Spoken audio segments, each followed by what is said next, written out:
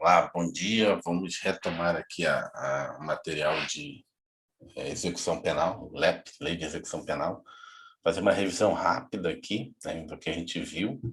A gente viu o regime aberto, né? Quais são as características do regime aberto.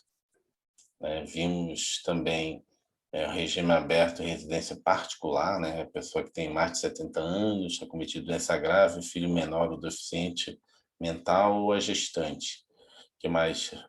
Vimos que pode haver regressão, né, do regime, não é só progressão, pode ter regressão. Se você cometer crime doloso ou falta grave, você pode regredir de regime.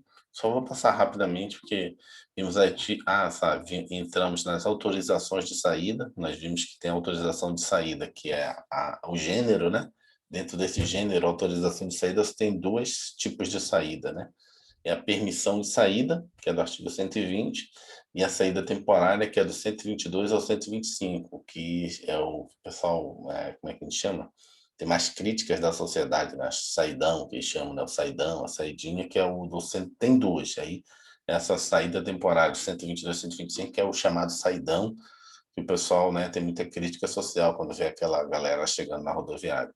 A permissão de saída são casos específicos, né, que é de falecimento ou doença grave de pessoa da família, né, cônjuge, companheiro, ascendente, descendente, irmão, aquele caso ali de extrema necessidade, até por uma questão humanitária, né, a pessoa faleceu o pai, faleceu a mãe, né, então você vai lá e vai no velório e necessidade de tratamento médico. Às vezes a pessoa está com uma doença e que não tem tratamento médico no próprio estabelecimento penitenciário, por exemplo, uma quimioterapia. Provavelmente não vai ter no estabelecimento penitenciário.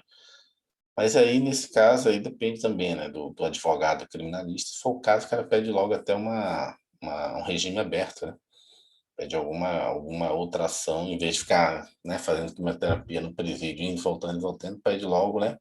De repente pode ser uma coisa passageira, tipo, sei lá, uma pedra no rins, né? Fazer uma cirurgia como é que fala, de ter um outro local que dá pedra, na vesícula, né? O cara vai fazer a cirurgia e vai voltar, então vai ser autorizado a fazer a cirurgia e voltar. Então essa saída, essa permissão, na verdade, assim, tem que entender. O gênero é autorização de saída e tem duas espécies. A primeira espécie é permissão de saída, que é essa que a gente está vendo, fazendo a revisão, e a outra é a saída temporária.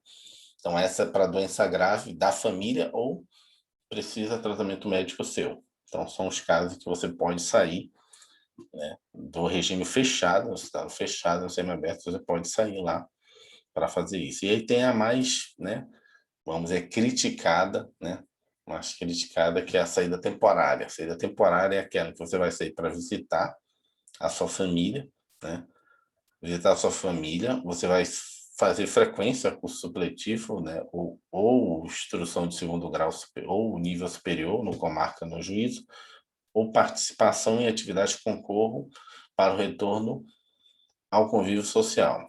Para essa saída, para aquela saída ali, você não tem requisito nenhum, é só pedir autorização.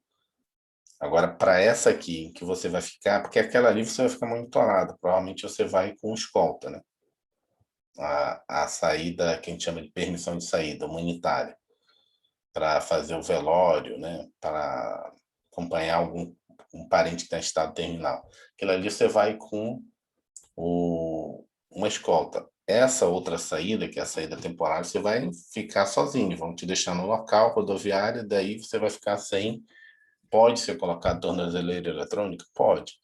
Mas o normal é você não ficar sob vigilância de ninguém. Então, para isso, você precisa ter comportamento adequado, cumprimento de 1/6 da pena, se você for primário, ou 1/4 se for reincidente. Ou seja, você só tem direito à saída temporária se você for de bom comportamento, né? Cumprimento de 1/6 da pena se primário, cumprimento 1/4 se for reincidente.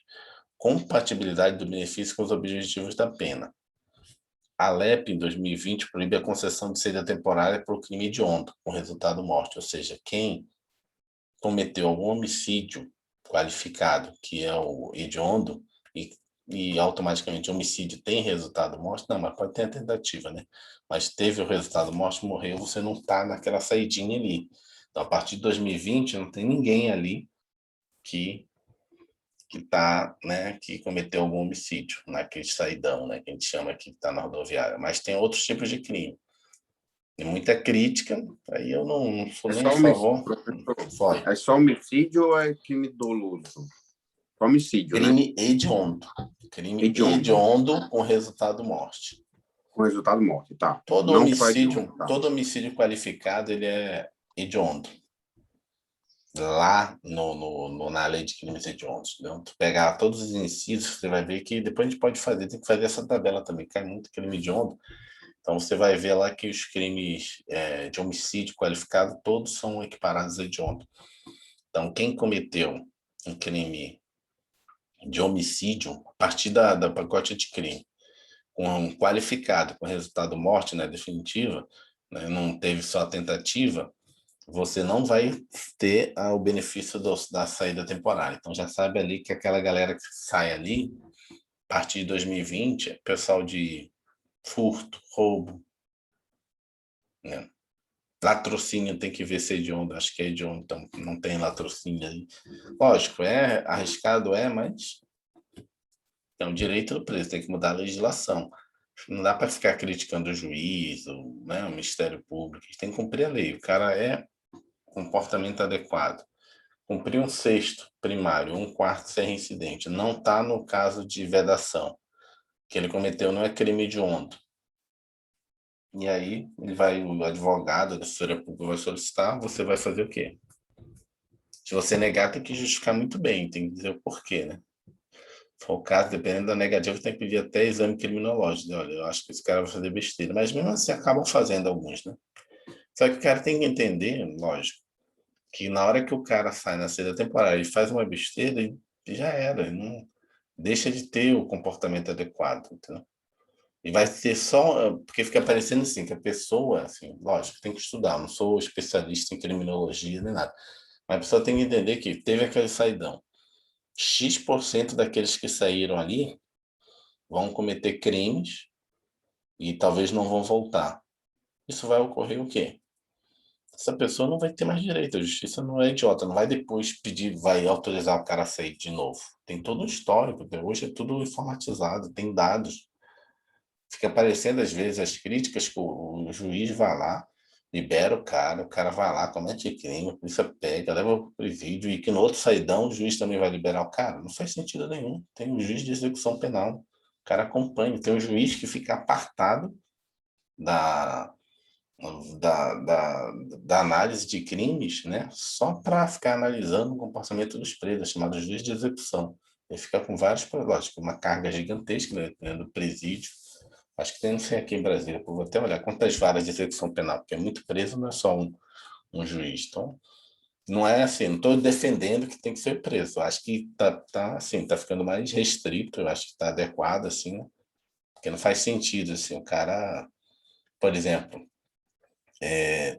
ocorria muito, né, antes do pacote de crime, aparecia aqueles crimes famosos, né, que a filha matou a família, aí ela saía justamente no Dia dos Pais, né. Agora eu acho que com essa regra aqui do crime de onda não vai poder sair. Por exemplo, tinha um casal que era acusado e foi preso, né, com as provas técnicas de ter matado a própria filha, foi no Dia das Crianças. Então, como é um crime qualificado e equiparado de onda, também não vai mais poder sair. Não sei se você já viu, que sempre aparece na imprensa essas questões, pô, mas peraí, ela matou a mãe e o Vi pai, ambos, é. É só que sai. ironia, né? Aham, Liberar, no dia das mães, ela matou a mãe, né? aham. Liberar no dia da criança, ele matou o filho. Eu vejo muito esses questionamentos. Mas aí, Realmente, tem com essa nova regra, provavelmente eles não têm mais direito, porque são homicídios equiparados a qualificados equiparados de onda, não tem direito mais a saída temporária. Então, é interessante. Então, vamos lá. Então, foi essa regra. Outra regra que a gente tem que levar para a prova é que são até 7 dias, tem direito a 4 vezes ao ano, no intervalo mínimo entre uma saída e outra de 45 dias. Acho que foi isso que a gente viu na aula passada. Vimos a remissão, né? Chegou a ver a remissão, viu, né? Remissão é um dia de pena para cada 12 horas de estudo, sendo que essas 12 horas de estudo você tem que ter intervalo de 3 dias, ou 3 dias de trabalho, entre 8 horas de trabalho por dia, tem direito à remissão de um dia de pena. E agora a gente vai entrar... O que mais que a gente tem aqui? Acho que acabou. Foi o que a gente viu. Agora a gente vai entrar no livramento condicional. Vamos ler. Vou botar em tela maior aqui para a gente começar a leitura. E aí foi o que a gente viu aqui. Esse aqui é o preso que está no aberto, só para finalizar. O preso que está no aberto, ele comprova para a remissão do estudo o comprovante, né, de que ele está frequentando a aula. E aí tem uma regra que diz o seguinte: se ele comprovar com falsidade, né, que está frequentando a aula e não está indo, ele vai cometer o crime de falsidade ideológica, entendeu? E ainda perde o direito da remissão dele, né? Tudo aquilo que foi remido. O que mais? Vamos lá. Livramento condicional. Ah, tá. Só para a gente finalizar, porque isso aqui também eu achei interessante. Interessante não, interessante do ponto de vista da prova que está falando.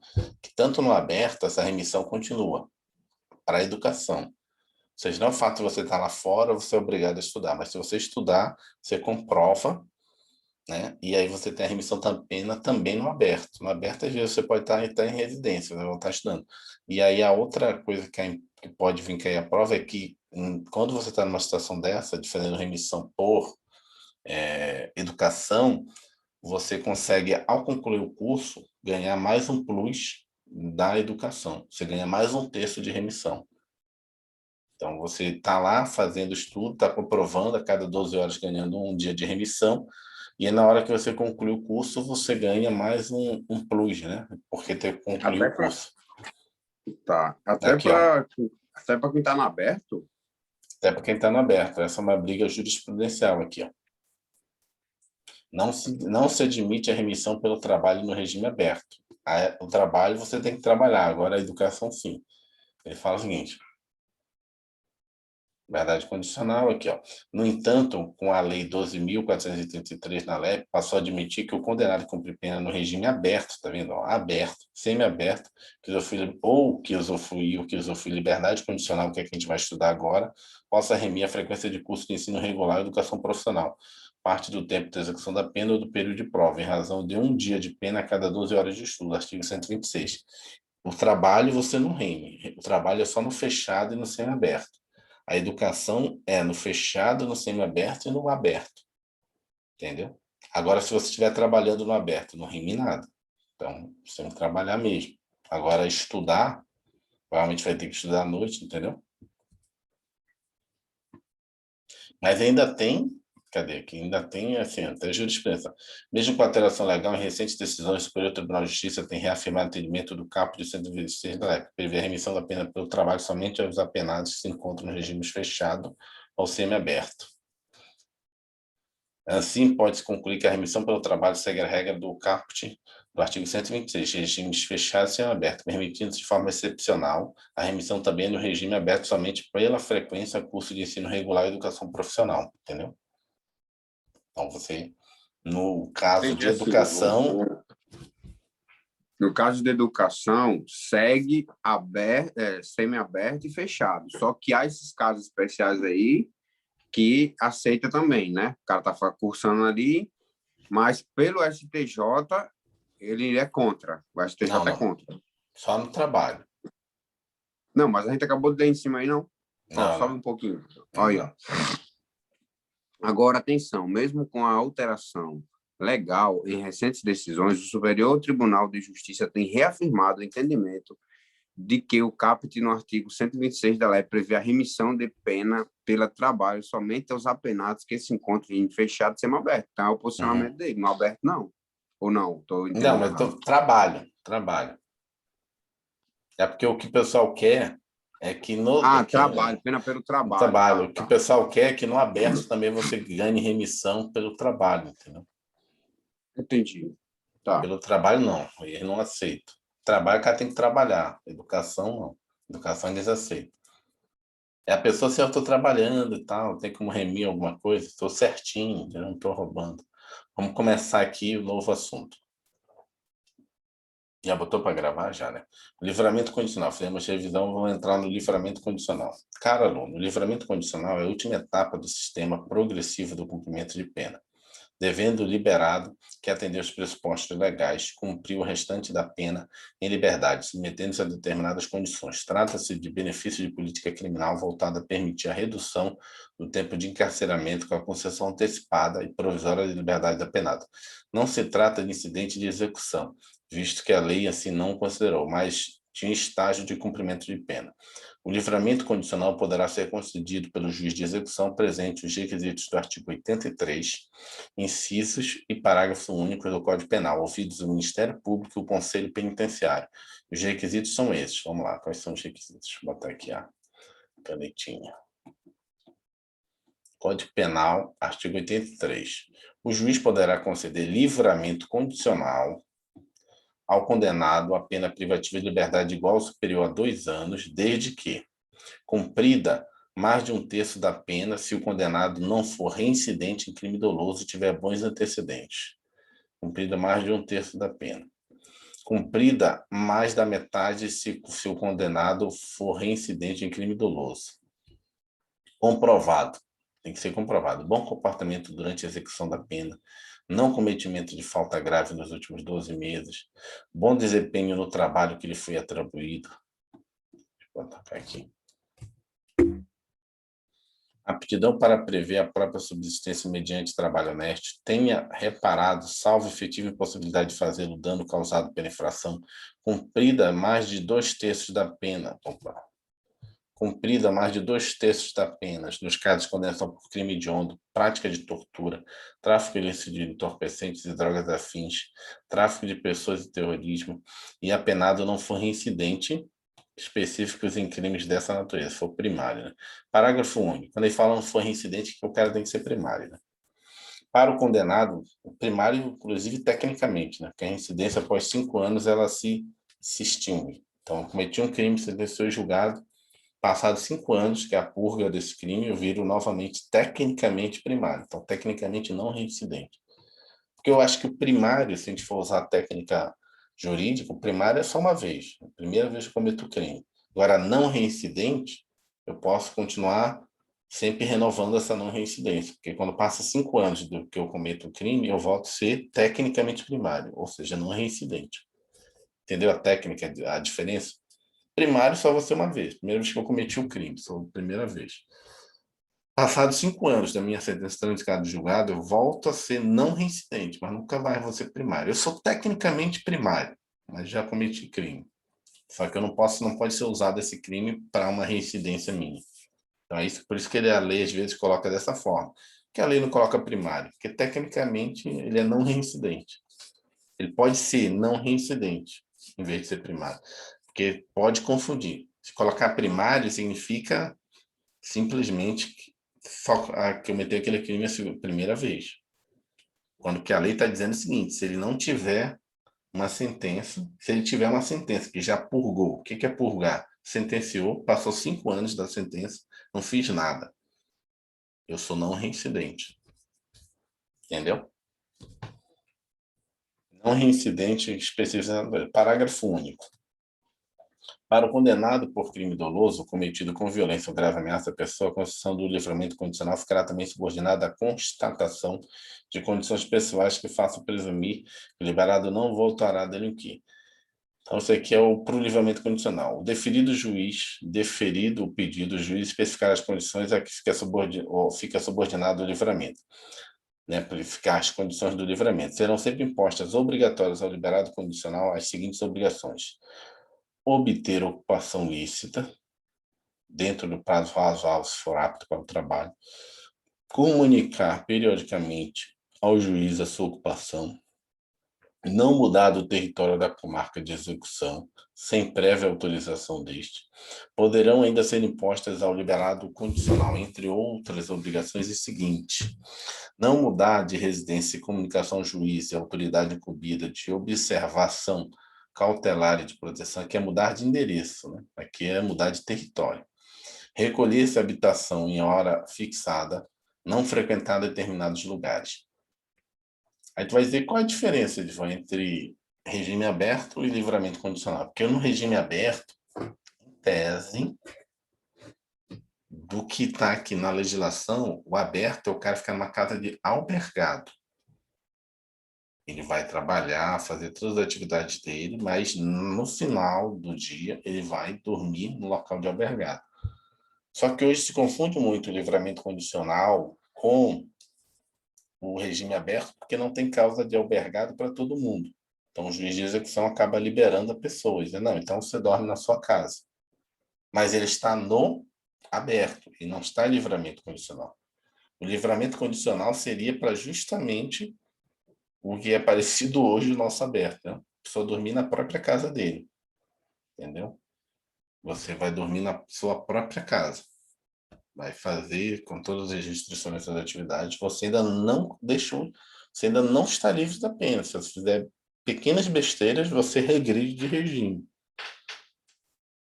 É diferente da pessoa que já cumpriu a pena, já purgou toda a pena, está livre.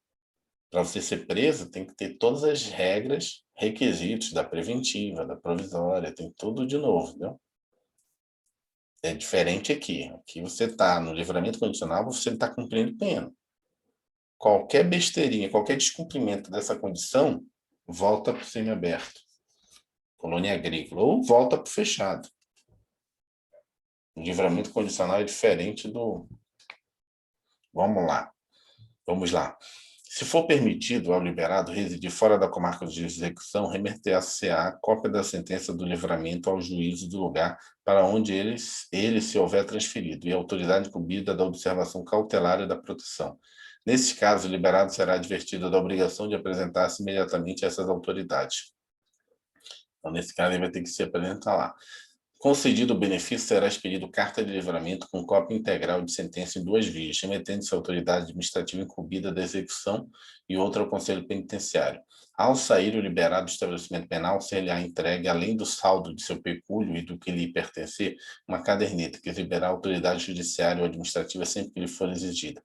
Essa caderneta conterá a identificação do liberado, o texto expresso, livramento condicional e as condições impostas. Na falta de caderneta, será entregue ao liberado um salvo-conduto, em que conste as condições do livramento, podendo substituir-se a ficha de identificação ou seu retrato pela descrição dos sinais que podem identificá-lo.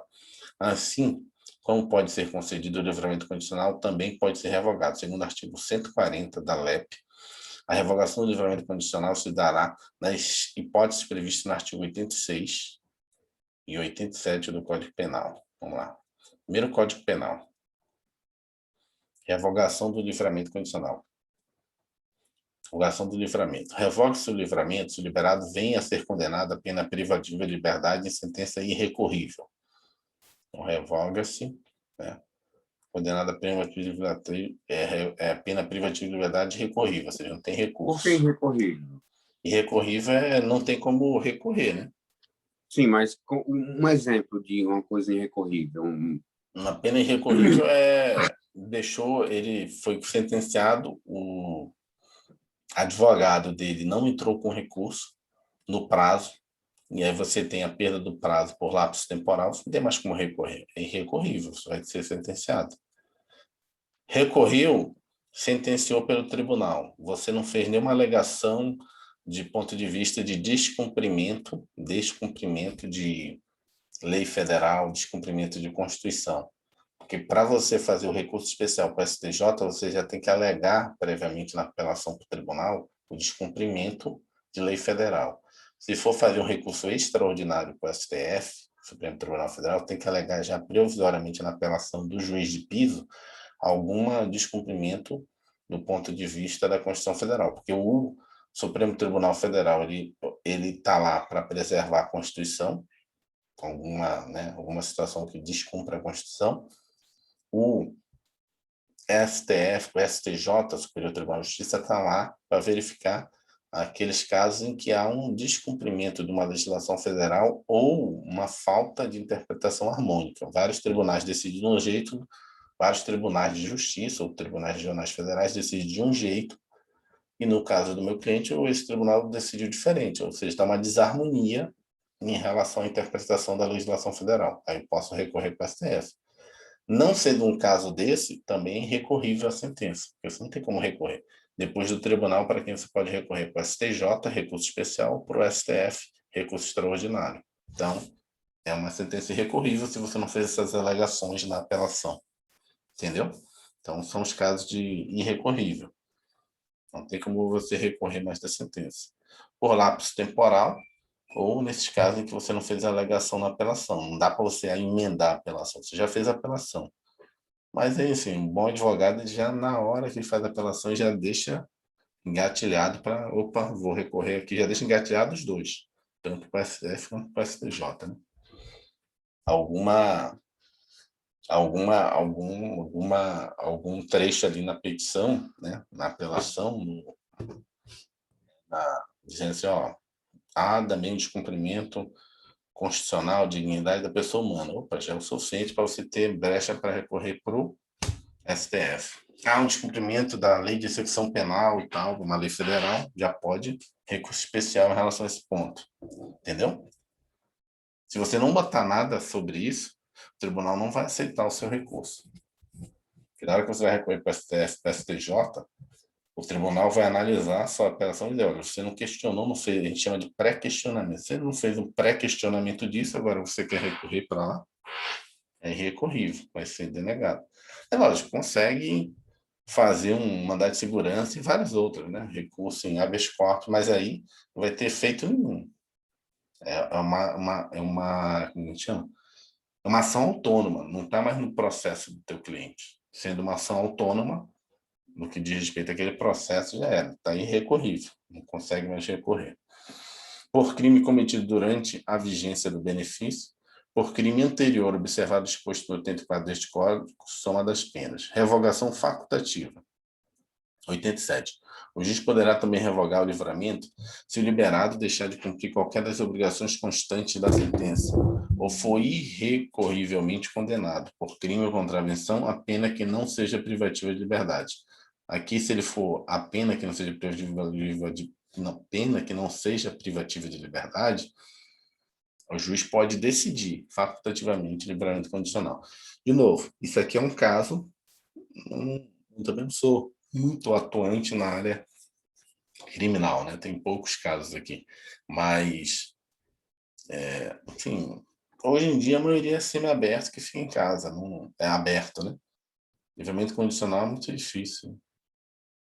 Não sei, não vou pesquisar depois para entender mais.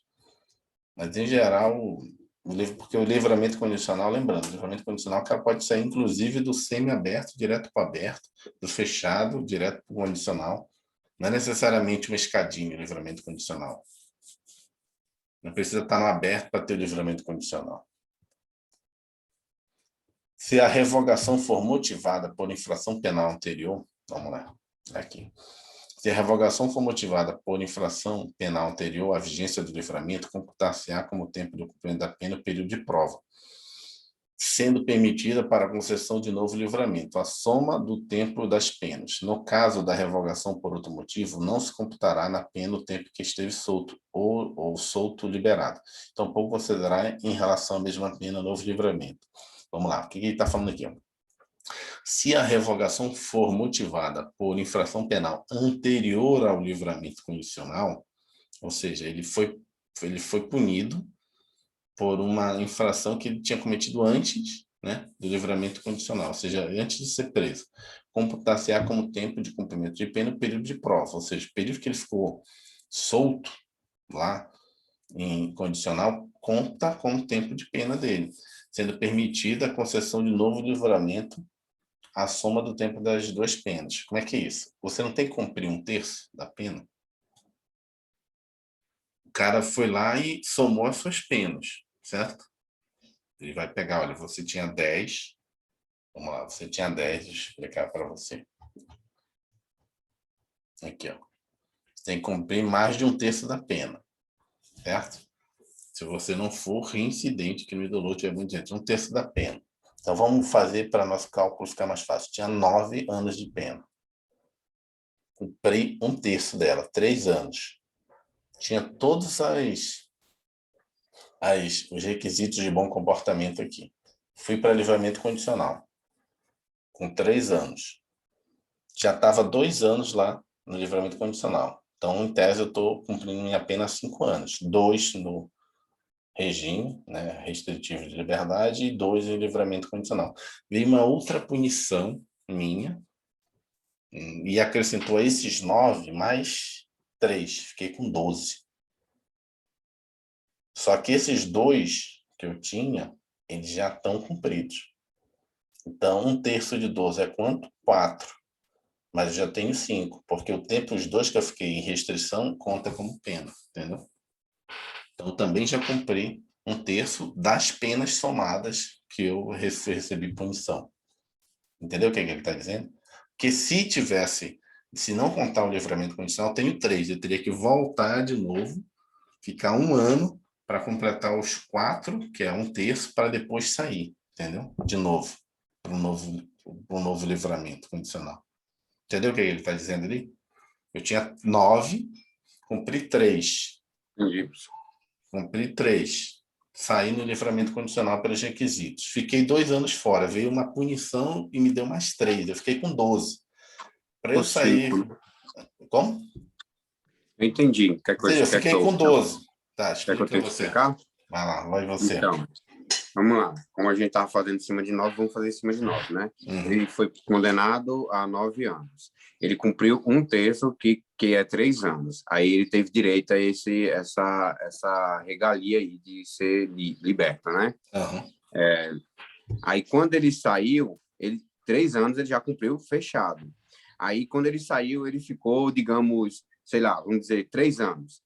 Já cumprindo 3 anos, né, do restante. Então, ficou somado 6 anos. Aí veio uma outra, somada aos 9 anos, veio mais uma punição de uma outra infração que ele cometeu antes ao livramento, né? Digamos que essa infração foi para ficar fácil também, de 3 anos, né?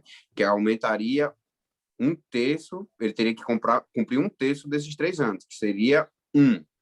Mas como ele já tem 6, então somou os 3 dos 9, que seria 1/3, mais 3 anos que ele cumpriu, né? Somados 6 anos, que daria, no caso, 9 mais 3, daria 12, que daria 4, sendo 1/3. Então, ele cumpriu 6, ele está dentro já, porque conta como cumprimento de pena. Isso. Aí ele não... Às vezes eu sou mais... É difícil de entender, mas é isso aí. Então, a soma das De duas explicar. penas, a soma das duas penas não vai prejudicar ele, porque, no caso, computou o tempo que ele estava já em livramento condicional. Se não tivesse essa regra, ele teria que voltar para cumprir 1 ano desses 3 anos novos. Ou de uma maneira simples também, a gente pode dizer que a soma de 1/3 é feito tanto no que ele já pagou em rua e dentro da cadeia, como também a soma da nova pena à pena anterior que ele estava pagando, né? Pode ser assim também. Sim. Ambos são somados. Agora vem a questão mais, vamos dizer assim, importante também aqui, ó. Agora, essa aqui tem que memorizar. Aprendemos essa. Olha essa outra aqui. No caso de revogação por outro motivo, que não seja pena anterior ao que ele estava em livramento condicional, não se computará a pena com o tempo que esteve solto liberado. Então, pode-se considerar em relação à mesma pena novo livramento. Ou seja, essa questão que a gente calculou aqui é o cara cometeu o crime antes.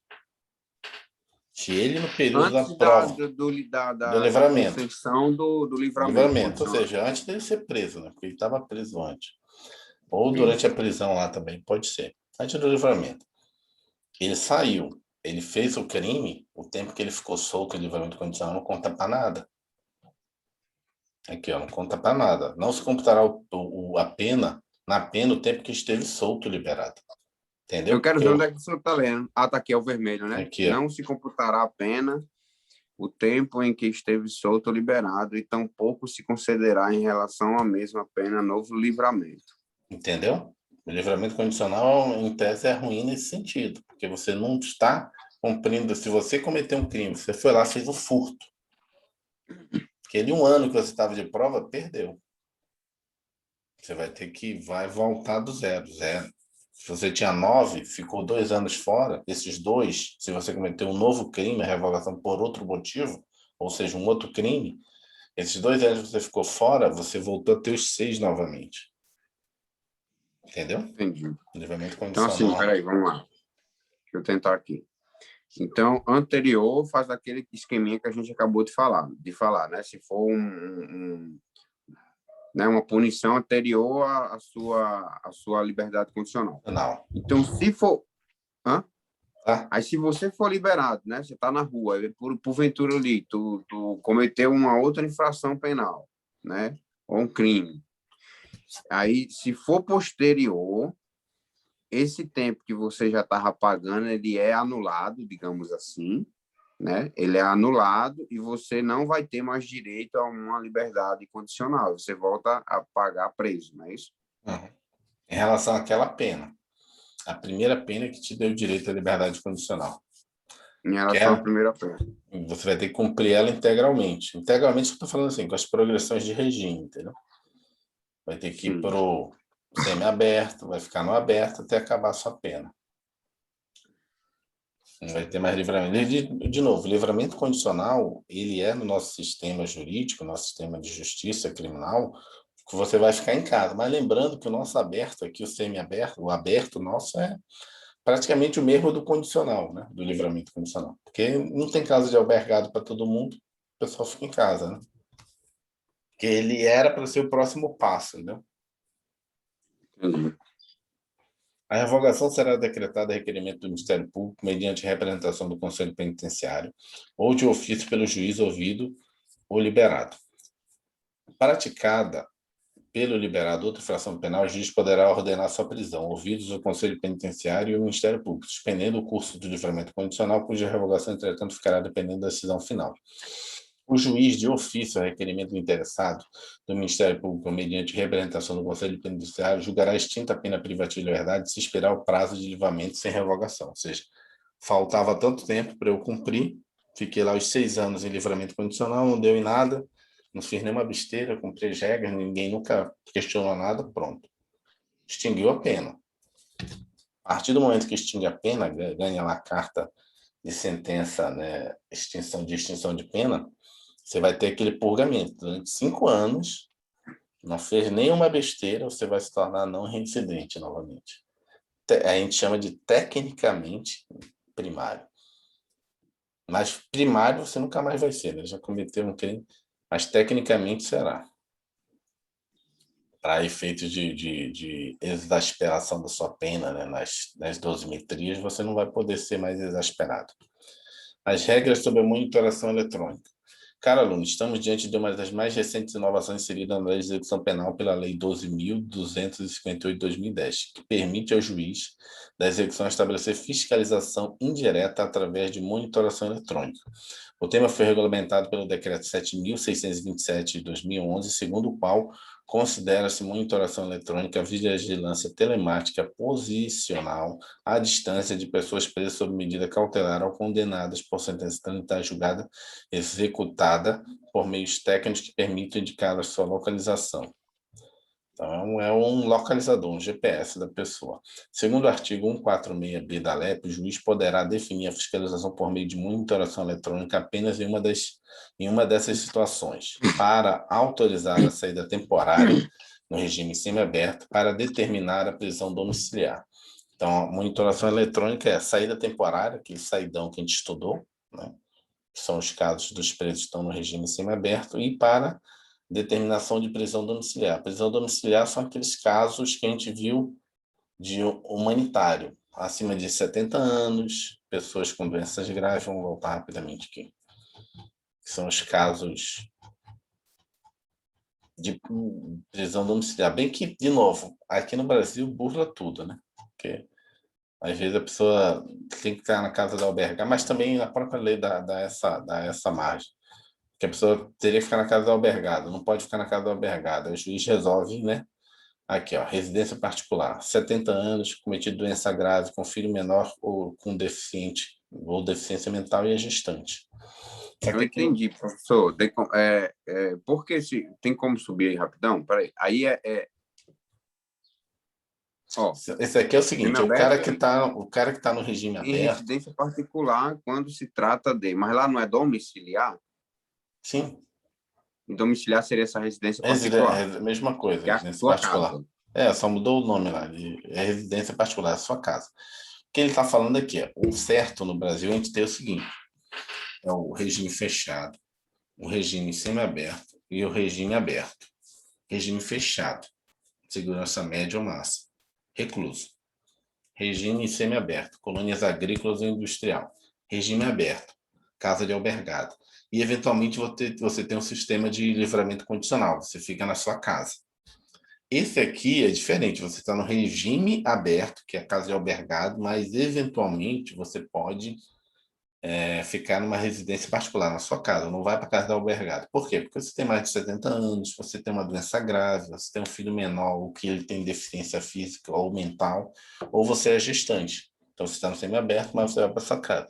Problema, de novo, que no Brasil, de repente você tem contato com pessoas, eu também já tive contato com pessoas que elas estão no aberto, mas estão em casa. Por quê? Porque não tem casa de albergado suficiente para botar toda essa galera. Então, o juiz da execução vai fazer o quê? Vai botar o cara lá no meio da galera, tumultuando tudo, né? Ainda mais agora nesse período de Covid. Não, manda o cara para casa. É por isso que, sim. E aí, a mesma coisa que eu ia falar agora. Às vezes, o cara está no aberto, que não era para ele estar numa situação de receber a monitoramento eletrônico, mas o juiz, por precaução, fala: vou deixar você ir para sua casa, mas você vai ficar com tornozeleira, né? Ele não está numa situação dessa prevista para a tornozeleira, mas aí, por exceção, vamos lá, voltar aqui. Aqui. Que seria o seguinte, ele não está numa saída temporária, está no aberto, mas em casa. O juiz pode determinar que ele fique com tornozeleira. E prisão domiciliar. Prisão domiciliar são aquelas são situações que aí teria que ver no Código de Processo Penal. Sempre que a gente viu as medidas restritivas de direito, você pode dar prisão temporária, 5 mais 5, ou 30 mais 30, se for no caso de crimes hediondos, ou pode dar preventiva. Mas, em alternativa a essas, ou a temporária primitiva, você pode delimitar determinadas medidas restritivas de direito. E uma delas é dizer: olha, você vai ficar em prisão domiciliar. Aí você pode também determinar monitoração eletrônica. Isso daí eu estou falando no curso do processo. Então, esse é um caso também. Mas aqui está falando da LEP. Estou só dando um exemplo. Também a monitoração eletrônica aparece no Código de Processo Eu Penal. acho que tem algum outro caso, irmão, que dá direito a domiciliar, exceto esses que nós vimos aí, 70 anos, e as demais que a gente viu lá. Sabe por quê? Tem um conhecido aí, não sei se a gente de vez em quando conversa sobre ele, que ele estava em domiciliar. Lembra? E ele é jovem, ele tem 27, 29 anos, 30 anos no máximo. Sim, mas é... Não, mas é porque na verdade não tem casa de albergado. Provavelmente ele estava no aberto.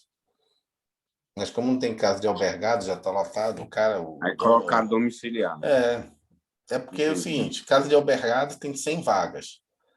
Você tem que botar no semiaberto 500 pessoas. Como é que você vai fazer isso? Você bota assim mais 100 lá, dobra a população lá, e os outros 300, fazer, cara, não dá para botar 300, não tem nem beliche. O cara vai dormir no chão. Não tem. Se tu for uma casa de albergado, é também triste também. Assim, eu passava na frente de uma, já vê que tudo largado já o negócio. Não, aqui em Brasília o pessoal tem até medo que o pessoal mata muita pessoa nesse tal de galpão, parece. Diz que os camaradas apronta, né? Tá devendo, sei lá, e quando ele sai e vai ficar no galpão, alguém passa o fio para outro bandido que tá aqui fora, e os cabas vai lá e o pior é que colocaram esse tal de galpão numa rua sem saída. Tipo, só tem uma entrada e uma saída, então não tem para onde ir. Então é melhor o cara ficar na Se casa não me engano, dele. é no CIA. Hã? Aqui no CIA. Não, mas esse que eu ia era lá em Taguatinga, que eu passava na frente. Tem um lá em Taguatinga, lá no Areal. Esse aqui do CIA eu já passei ali pela frente ali também. Deserto ali também. Vamos lá. A pessoa monitorada deverá receber documento no qual conste de forma clara e expressa seus direitos e os deveres que estará sujeito. Período de vigilância e os procedimentos a serem observados durante a monitoração. O equipamento de monitoração eletrônica deverá ser utilizado de modo a respeitar a integridade física, moral e social da pessoa monitorada. O sistema de monitoramento será estruturado de modo a preservar o sigilo dos dados das informações da pessoa monitorada, e o acesso aos dados e informações da pessoa monitorada ficará restrito aos servidores expressamente autorizados que tenham necessidade de conhecer em virtude de suas atribuições. O condenado será instruído acerca dos cuidados que deverá adotar com o equipamento eletrônico e dos seguintes deveres: receber visitas do servidor responsável pela monitoração eletrônica, responder aos seus contatos e cumprir suas orientações, abster-se de remover, de violar, de modificar, de danificar de qualquer forma o dispositivo de monitoração eletrônica ou de permitir que outrem o faça. A monitoração eletrônica poderá ser revogada quando se tornar desnecessária e inadequada, se o acusado ou condenado violar os deveres a que estiver sujeito durante sua vigência ou se cometer falta grave. Em relação à violação dos deveres a que estiver sujeito, a situação do acusado ou do condenado pode ficar tanto pior. A violação comprovada dos deveres aqui previsto poderá acarretar, a critério do juiz da execução, ouvidos do Ministério Público e da Defesa, a regressão do regime, a revogação da autorização da saída temporária, a revogação da prisão domiciliar, a advertência por escrito para todos os casos em que o juiz da execução decida não aplicar alguma das 3 medidas acima previstas. Ou seja, ele pode regredir, voltar para o semiaberto ou para o fechado. Ele pode perder, né, a autorização da saída temporária, ou seja, ele tem 7 dias. Já tentou tirar lá o equipamento, já monitorou um sistema que ele tentou arrancar o equipamento, já manda voltar da saída temporária. E revogação da prisão domiciliar, se o cara tiver numa prisão domiciliar, tentou arrancar lá o equipamento, burlar o sistema, já era, perde a prisão domiciliar, volta para o aberto, semiaberto, fechado. Ou advertência por escrito, caso o juiz não queira, né, aplicar de cara a medida. Execução, vamos finalizar hoje, aqui a parte teórica. A execução das penas restritivas de direito, regras gerais. Em primeiro lugar, saiba que são as seguintes as penas restritivas de direito, aplicáveis no âmbito penal: prestação de serviços à comunidade, limitação de fim de semana, interdição temporária de direito. Então, você tem a prestação de serviços à comunidade, limitação de fim de semana, interdição temporária de direitos. As penas restritivas de direito são autônomas e substituem as penas privativas de liberdade, desde que preenchidos os requisitos exigidos do artigo 44 do Código Penal. Pois bem, transitada e julgada a sentença que aplicou a pena restritiva de direitos, o juiz da execução de ofício, requerimento do Ministério Público, promoverá a execução, podendo, para tanto, requisitar, quando necessário, a colaboração de entidades públicas ou solicitá-la a particulares. A seguir, as regras que a Lei de Execução Penal reserva para a execução de cada um desses tipos de pena restritiva de direito. Pena de prestação de serviços à comunidade. Para a aplicação da pena de prestação de serviço à comunidade, caberá ao juiz de execução designar a entidade ou programa comunitário estatal devidamente credenciado ou convencionado, junto ao qual o condenado deverá trabalhar gratuitamente, vai trabalhar de graça, é uma pena, né? De acordo com as suas aptidões, determinar a intimação do condenado, cientificando da entidade, dias e horários em que deverá cumprir a pena, alterar a forma de execução a fim de ajudá-lo às modificações ocorridas na jornada de trabalho. Ou seja, o cara às vezes é trabalhador, já tem empregado, então tem que adequar a jornada dele de trabalho, botar ele final de semana, sábado de manhã, ou, né, sábado à tarde, ou coloca, né, final do dia, do expediente. O trabalho terá a duração de 8 horas semanais e será realizado aos sábados e domingos e feriados. E nem pode final do dia. Feriados ou em dias úteis, ou pode, ou em dias úteis, de modo a não prejudicar a jornada de trabalho, nos horários estabelecidos pelo juiz. A execução terá início a partir da data do primeiro comparecimento. Ou seja, 8 horas semanais, divide aí 2 horas por dia, né? Você consegue fazer em 4 dias. Divide 1 hora por dia, consegue fazer 5 dias mais 3 no sábado. Mas é no máximo, né? A entidade beneficiada com a prestação de serviço encaminhará mensalmente ao juiz da execução relatório circunstanciado das atividades do condenado, bem como a qualquer tempo comunicação sobre a ausência ou falta disciplinar. Pena de limitação de final de semana. Isso aqui também, o prestação de serviço à comunidade, pode ser também em quartel, entendeu? De bombeiro, entendeu? Você pode, não é necessariamente só, o pessoal vê muita Você coisa falou carente eu lembro do que o senhor caso. falou do caso do cara lá que acabou voltando e se tornou bombeiro, estudou e se tornou Aham. bombeiro. Acabou ficando lá no quartel de bombeiro para prestar serviço de comunidade, para limpar o banheiro do quartel, capinar, pintar o muro lá do bombeiro, de Santa Catarina, no caso dele. Acabou que o cara tem digitar no YouTube, vai encontrar ele. Acabou que depois ele se apaixonou pela profissão de bombeiro, nunca mais fez merda, acabou fazendo o concurso de bombeiro e virou bombeiro. Acabou que essa pena serviu para para que, em tese, as penas foram criadas, né? Para fazer com que a pessoa pense e reflita e refaça a vida, né? Não que volte a delinquir, né? A delinquir. Pena de limitação de final de semana. De acordo com o artigo 48 do Código Penal, a limitação de fim de semana consiste na obrigação de permanecer sábados e domingos por 5 horas diárias em casa de albergado ou outro estabelecimento adequado. Caberá, portanto, ao juiz de execução determinar a intimação do condenado, cientificando-o do local, dias e horários em que deverá cumprir a pena. Assim como a pena de prestação de serviços à comunidade, a execução dessa pena também terá início a partir da data do primeiro comparecimento. Poderão ser ministrados ao condenado, durante o tempo de permanência, cursos e palestras, ou atribuídas atividades educativas. O estabelecimento designado encaminhará mensalmente ao juiz de execução relatório, bem assim comunicará a qualquer tempo a ausência ou a falta disciplinar do condenado. Nos casos de violência doméstica contra a mulher, o juiz poderá determinar o comparecimento obrigatório do agressor ao programa de recuperação e reeducação. Em qualquer fase da execução, poderá o juiz motivadamente alterar a forma de cumprimento das penas de prestação de serviço à comunidade ou de limitação do final de semana, ajustando as condições pessoais do condenado às características do estabelecimento, da entidade ou do programa comunitário estatal. Esse reajustamento que ele fala aqui, às vezes a pessoa não está tendo tempo. Então vai de 15 em 15 dias, né? Para não sobrecarregar a pessoa. Né? Senão a pessoa acaba descumprindo, vai acabar tendo que prender a pessoa, né? A pena de interdição temporária de direitos. A pena de interdição de direitos vem disciplinada no Código Penal, no artigo 47, inciso 1 a 4, abaixo transcritos. Vamos lá, Código Penal. Interdição temporária de direitos. Artigo 47. As penas de interdição temporária de direitos são proibição de exercício do cargo, função ou atividade pública, bem como mandato eletivo, proibição do exercício de profissão, atividade ou ofício que dependam de habilitação especial de licença ou autorização, suspensão de autorização ou de habilitação de dirigir veículo, proibição de frequentar determinados lugares, proibição de inscrever-se em concurso, avaliação e exames públicos. Isso aqui é o caso que tentou fraudar, o cara pode também dar uma interdição para ele não. Isso é uma pena, a pessoa fica proibida. Isso aqui são proibições. O cara fez besteira por algum motivo na área médica.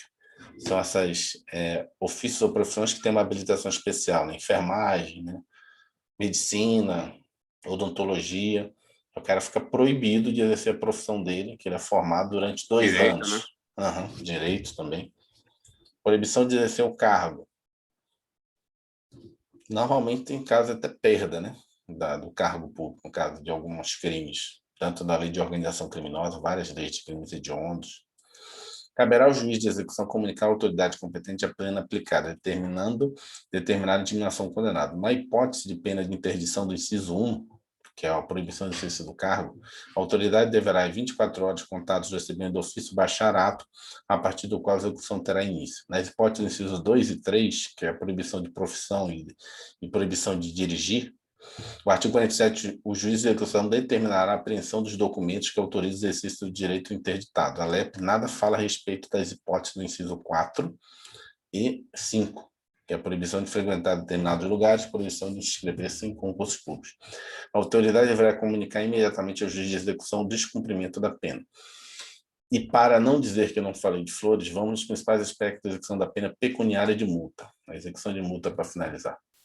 A execução da pena de multa. Extraída a certidão de sentença condenatória com trânsito julgado, que valerá como título executivo judicial, o Ministério Público requererá, em autos apartados, a citação do condenado para, no prazo de 10 dias, pagar o valor da multa ou nomear bens a penhora. Até o término desse prazo, poderá o condenado requerer ao juiz o pagamento de multa em prestações mensais iguais e sucessivas. O juiz, antes de decidir, poderá determinar diligência para verificar a real situação econômica do condenado e, ouvido o Ministério Público, fixará o número de prestações. Se o condenado for impontual ou se melhorar da situação econômica, o juiz, de ofício, ao requerimento do Ministério Público, revogará o benefício, excetuando-se a multa ou prosseguindo-se seguinte na execução já iniciada. O juiz poderá determinar que a cobrança da multa se efetue mediante desconto no vencimento ao salário do condenado, nas hipóteses do artigo 50, parágrafo 1º do Código Penal. Provavelmente, se ele for servidor público, né? Deixa eu ver aqui o Código Penal rapidamente. Aqui. 50, parágrafo único. Artigo 50. A multa deve ser paga em 10 dias, depois da transitada a sentença, a requerimento do condenado, e conforme as circunstâncias. O juiz pode pedir pagamento se realiza em parcelas mensais. A cobrança de multa pode efetuar-se mediante desconto no vencimento ou salário do condenado quando aplicada isoladamente, aplicada cumulativamente com penas de direito, concedida a suspensão condicional da pena. O desconto não deve incidir sobre os recursos indispensáveis ao sustento do condenado e da família. Então, não tem nada de ser servidor, não. Decorrido o prazo sem o pagamento da multa ou o depósito da respectiva importância, proceder à penhora de tantos bens quanto bastem para garantir a execução. A nomeação de bens à penhora e a posterior execução seguirão o que dispuser a lei processual civil. Quanto a pena de multa for aplicada cumulativamente com a pena de privativa de liberdade, enquanto esta estiver sendo executada, poderá aquela ser cobrada mediante desconto na remuneração do condenado. Ou seja, porque a pena de multa ela pode ser só ela, necessariamente, não precisa ser junto com outra. Tem alguns crimes que é multa. Nesse caso vai ter todas essas regras aí, mas pode ser o caso da pessoa também ter sido presa, né? Que também é a maior parte dos casos. E aí, enquanto a pessoa estiver presa ali, você vai continuar cobrando ela. Se ela trabalhar, o dinheiro que ela vai recebendo ali vai só para pagar a multa. Você lembra que ela fica com um percentual para fazer um pecúlio para ela quando ela sair? Na verdade, pode não ter nada porque ela tem que pagar a multa. A execução da pena de multa será suspensa quando sobrevier ao condenado doença mental.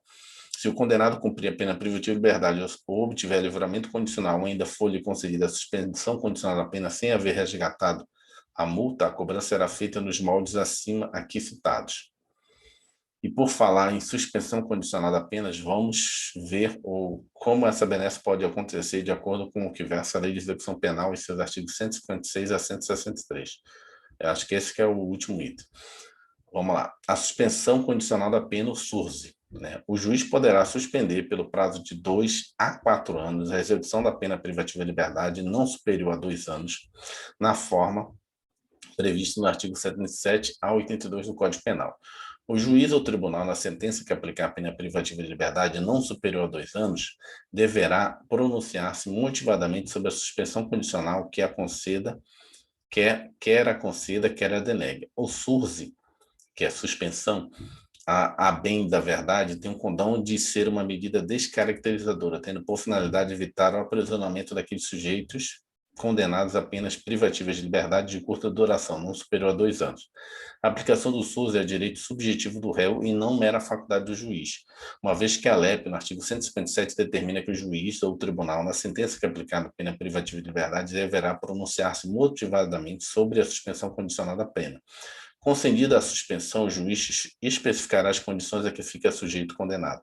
Tais condições serão adequadas ao fato e à situação pessoal do condenado, devendo ser incluída entre as mesmas a de prestar serviços à comunidade ou de limitação de final de semana, salvo hipótese nos artigos 78, parágrafo 2º do Código Penal. Deixa eu ver o 78 aqui rapidamente. 78, artigo 78. Ele fala o seguinte: durante o prazo de suspensão, o condenado ficará sujeito à observação e ao cumprimento das condições estabelecidas pelo juiz. Parágrafo 1º.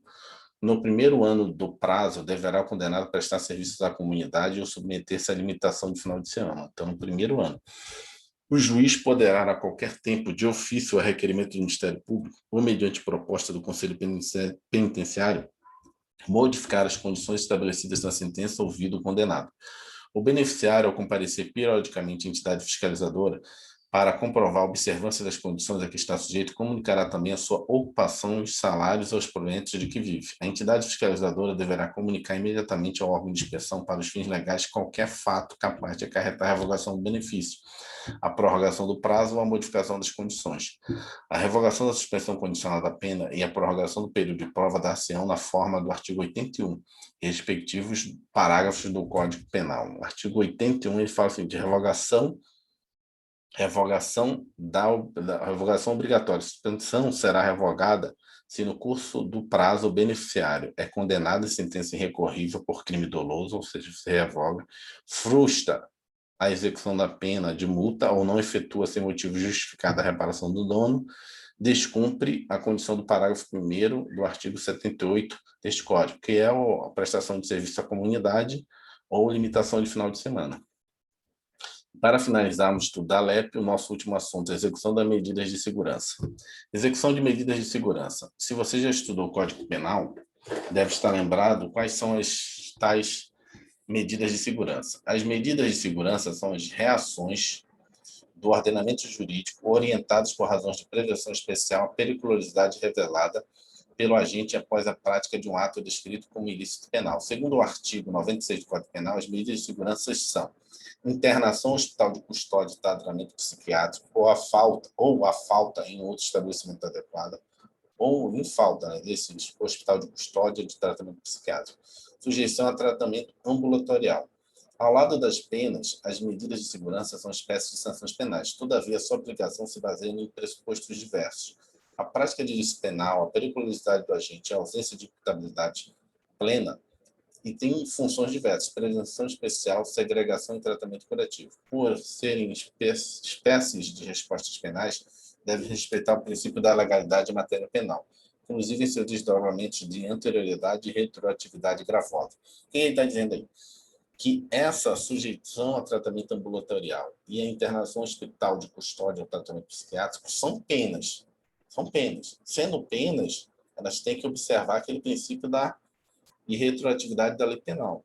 Se era mais benéfico para a pessoa que vai ser posta a essa medida, uma determinada legislação tem que ser aplicada essa legislação. A legislação que é posterior ao cometimento do crime dele não se aplica a ele. Ele tem que ficar 5 anos preso, né, num hospital psiquiátrico, mas a lei anterior falava que só precisava 3, ele só vai cumprir os 3. Logicamente, quando chegar ao final dos 3, o juiz vai avaliar, né? Mas porque ele está dizendo que essas duas situações são penas. Então, sendo penas, tem que observar. Não é porque o cara está no hospital e não está cumprindo pena. Né? É uma pena prevista na lei. E como ela é uma pena, ele fala aqui, ó, por serem espécies de respostas penais, devem respeitar o princípio da legalidade penal, inclusive seus desdobramentos de anterioridade e retroatividade gravosa. Entendeu? Então, como? Nessa aí eu não entendi muito, não, Vamos lá. Peraí, anterioridade e Concentração. retroatividade gravosa. Em retroatividade gravosa seria que a lei não retroagirá para prejudicar o réu. Sim. Que é o então, que tem se você foi punido, em tese, foi penalizado para ficar 5 anos no hospital psiquiátrico e vê uma lei e diz que você tem que ficar 10, não vai retroagir, só vai ficar os 5. Tá. Porque ficar no hospital psiquiátrico, ficar em tratamento ambulatorial é um tipo pena. de pena, já está pagando a pena. É pena. Então, na verdade, tem que seguir as regras de pena. Não é porque a pessoa está em tratamento que ela não está sendo punida, né? Segundo o que estabelece o artigo 171 da Lei de Execução Penal, transitado e julgado a sentença que aplicar a medida de segurança, será ordenada a expedição de guia para execução. A guia de internamento ou de tratamento ambulatorial será extraída pelo escrivão, que a rubricará em todas as folhas e subscreverá com o juiz. Será remetida à autoridade administrativa incumbida da execução e conterá a qualificação do agente e o número do registro geral do órgão oficial de identificação, o inteiro teor da denúncia e da sentença que tiver aplicada a medida de segurança, bem como a certidão de trânsito julgado, a data em que terminará o prazo da internação ou do tratamento ambulatorial, outras peças do processo reputadas indispensáveis ao adequado tratamento ou internamento. Ao Ministério Público será dada ciência da guia de recolhimento e de sujeição ao tratamento, e essa guia deverá ser retificada sempre que sobrevier a modificação quanto ao prazo de execução. Ninguém será internado em um hospital de custódia de tratamento psiquiátrico ou submetido a tratamento ambulatorial para cumprimento de medida de segurança sem a guia expedida pela autoridade judiciária. Quando no curso da execução da pena privativa de liberdade sobrevier doença mental, ou seja, parecer doença mental, perturbação da saúde mental, o juiz de ofício ao requerimento do Ministério Público, da Defensoria Pública ou da autoridade administrativa poderá determinar a substituição da pena por medida de segurança. Ou seja, o cara está cumprindo a pena lá no presídio, no regime fechado, ficou doido, teve uma perturbação mental. Vai ter transformado a pena dele do fechado no semiaberto com uma medida de segurança. Órgãos de execução penal. Ao longo do seu curso, você já percebeu que vários órgãos se envolvem na execução penal. No artigo 61 temos uma lista: o Conselho Nacional de Política Criminal e Penitenciária, o juiz da execução, o Ministério Público, o Conselho Penitenciário, os departamentos penitenciários, que é o que a gente está estudando aqui, o Departamento Penitenciário Nacional, o Patronato, o Conselho da Comunidade e a Defensoria Pública. São muitas as competências atribuídas a cada um desses órgãos. Vamos agora listá-las em uma tabela. O Conselho Nacional de Política Criminal, sede na capital da República, aqui em Brasília, subordinado ao Ministério da Justiça, 13 membros designados através de ato do Ministro da Justiça, dentre os professores e profissionais da área de direito penal, processual penal, penitenciário e ciências correlatas, bem como por representantes da comunidade dos ministérios da área social. Mandato de 2 anos, renovado 1/3 em cada ano.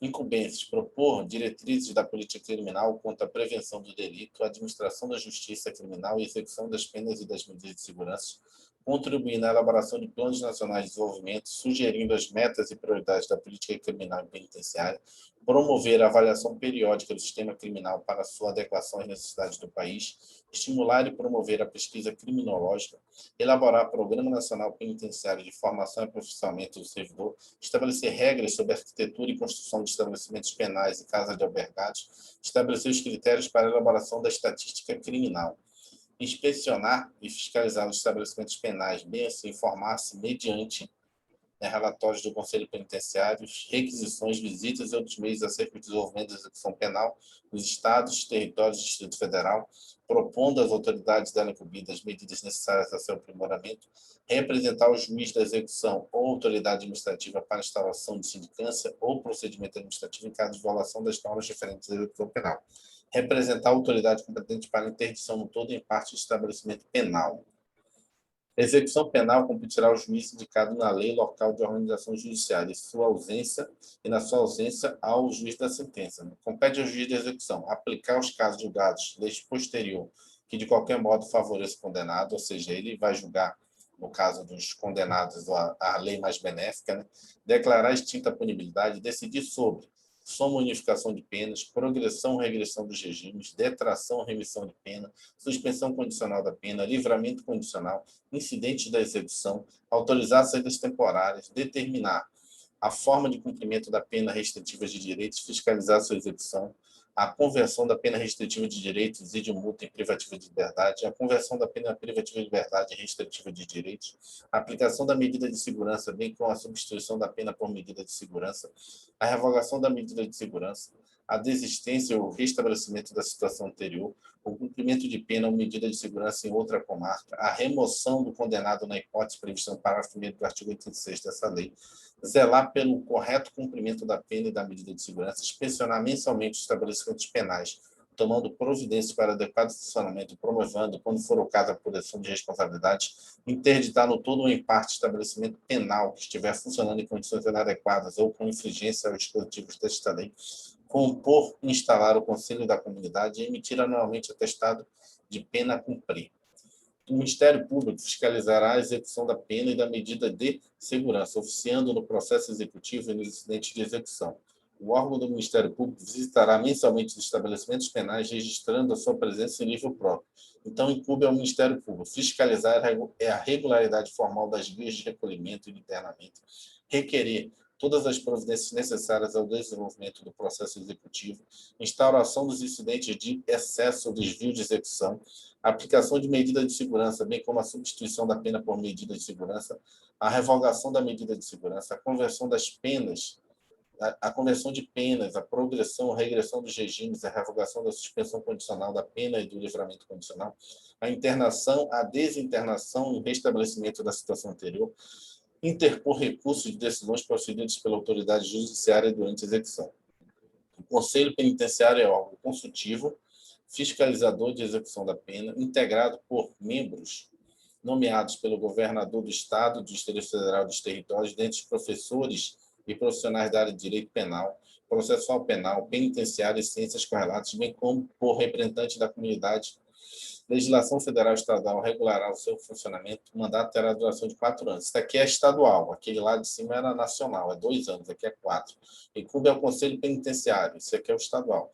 Emitir parecer sobre indulto e comutação de pena, executada a hipótese de pedido de indulto com base no estado de saúde do preso. Inspecionar os estabelecimentos e serviços penais. Apresentar no primeiro trimestre de cada ano ao Conselho, esse aqui é o nacional, Conselho Nacional de Política Criminal e Penitenciária, relatório dos trabalhos efetuados nesse anterior, supervisionar os patronatos, bem como a assistência aos egressos.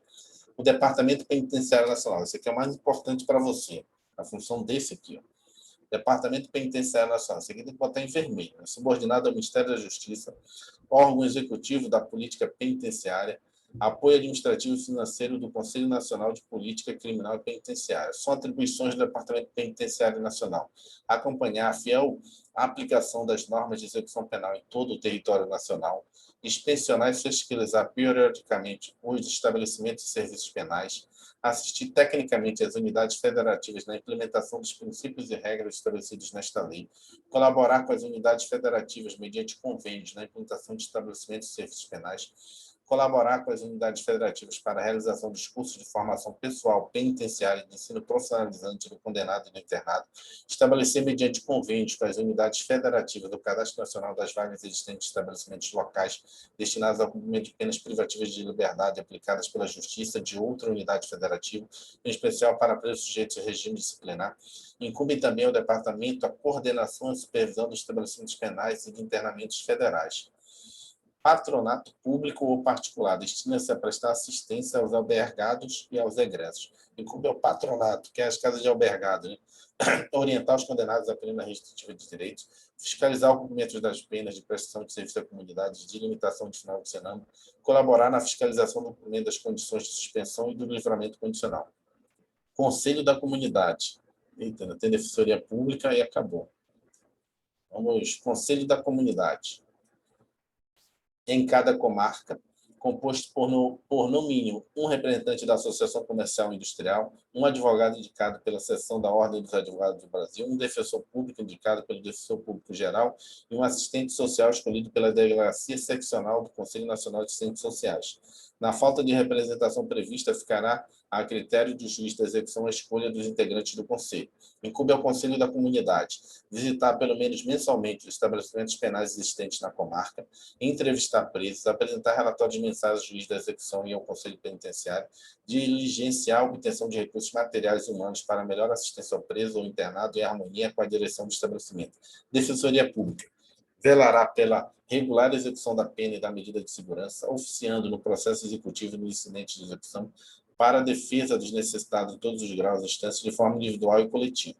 Incumbe a Defensoria Pública requerer todas as providências necessárias ao desenvolvimento do processo executivo, a aplicação aos casos julgados de lei posterior de qualquer modo favorecer o condenado, a declaração de extinção de punibilidade, a unificação das penas, a detração e remissão da pena, a instituição do incidente de excesso ou desvio de execução, a aplicação de medida de segurança e sua revogação, bem como a substituição por pena de medida de segurança, a conversão de penas, a progressão nos regimes, a suspensão condicional da pena, o livramento condicional, a comutação de pena e indulto, a autorização de saídas temporárias, a internação e a desinternação em estabelecimento da situação anterior, o cumprimento de pena ou medida de segurança, a remoção do condenado na hipótese do parágrafo 1º, artigo 86 desta lei. Requerer a emissão anual do atestado de pena a cumprir, interpor recursos de decisões proferidas pela autoridade judiciária ou administrativa durante a execução, representar o juiz da execução ou autoridade administrativa para instauração de sindicância ou procedimento administrativo em caso de violação das normas diferentes de execução penal, visitar estabelecimentos penais tomando providências para adequado funcionamento e requerer, quando for o caso, a apuração de responsabilidade, requerer a autoridade competente a interdição do todo ou em parte de estabelecimento penal. O órgão da Defensoria Pública visitará periodicamente os estabelecimentos penais, registrando sua presença em livro próprio. Regrinhas finais. Vamos fechar de vez essa nossa aula com algumas regrinhas finais da LEP, que podem ser fonte de inspiração para elaborar sua prova. É proibido ao integrante do órgão de execução penal e ao servidor a divulgação de ocorrência que perturbe a segurança e a disciplina dos estabelecimentos, bem como expõe o preso a inconveniente notariedade durante o cumprimento da pena, ou seja, falar em rede social, essas coisas que está rolando dentro do presídio. O condenado por crime político não está obrigado ao trabalho, ou seja, o cara que é condenado a crime político não está sujeito ao trabalho. A gente não tem quase condenados a crime político no Brasil. Na falta de estabelecimento, nem tem. Na falta de estabelecimento adequado, o cumprimento da prisão civil e da prisão administrativa se efetivará na seção especial da cadeia pública. Ou seja, é o caso da prisão administrativa, é aquele pessoal que é da Polícia Militar, né? Polícia Militar tem prisão administrativa até 30 dias. Militar das Forças Armadas fica no quartel. E a prisão civil é o caso de pensão alimentícia, né? O cara que vai prisão alimentícia tem que estar separado dos outros presos. A sentença condenatória será registrada com a nota de suspensão em livro especial do juiz a que couber a execução da pena. Revogada a suspensão, extinta a pena, será o fato averbado à margem do registro. Cumprida ou extinta a pena, não constarão da folha corrida atestados ou certidões fornecidos por autoridade policial ou por auxiliar de justiça. Qualquer notícia ou referência à condenação, salvo para instruir processo pela prática de nova infração penal em outros casos previstos em lei. Então, chegamos ao final. Isso aqui que ele está falando assim, ó, cumprida a pena ou extinta a pena, não constarão da folha corrida atestados ou certidões fornecidos pela autoridade policial ou por auxiliar de justiça, qualquer notícia ou referência à condenação, salvo para instruir processo pela prática de nova infração penal ou outros casos expressos em lei. Ou seja, se você pedir como é que se chama? Um atestado de bons antecedentes, não vai constar a sua pena cumprida, entendeu? A não ser que seja um atestado, você pediu, eu quero um atestado porque esse cara está respondendo o crime. Aí vai ter que constar a sua pena, por quê? Porque você é reincidente, você estiver no período de reincidência, né? Entendeu o que ele está dizendo assim? Cumpri minha pena, vou arrumar um emprego que peça antecedentes criminais. Antecedentes criminais. Se você já cumpriu a pena, não vai aparecer esse cumprimento de pena. Só se for no caso penal. Até para assumir um cargo público, cumprir uma pena, você vai lá e pede a certidão de bons antecedentes criminais. Não vai aparecer se você já cumpriu a pena. Pagou, né? Já pagou. Agora, se o cara for solicitar, for pedido pela justiça, que eu quero os seus bons antecedentes, e sabe que é para instruir um processo, ele vai vir a anotação que você cumpriu pena. Só que o juiz só vai levar em consideração o seguinte: tem menos de 5 anos? Tem, então ele não é reincidente. Tem mais de 5 anos? Tem, então ele não é reincidente. Eu não vou poder exasperar a pena. Mais cedo, é a chamada trifásico da pena. Você tem que ver os bons antecedentes da pessoa para ver se aumenta 1/3, 1/8 na pena base. Entendeu? É isso. Amanhã a gente começa as questões aqui. E aí a gente vai revisar novamente pelas questões os assuntos que a gente estudou aqui. Ok, um abraço. 6h30 eu te mando um oi. Me manda um negócio da digitação, professor, tá, para eu aproveitar hoje. Vou procurar aqui. Valeu, obrigado. Um abraço, tchau. Um abraço, tchau, tchau.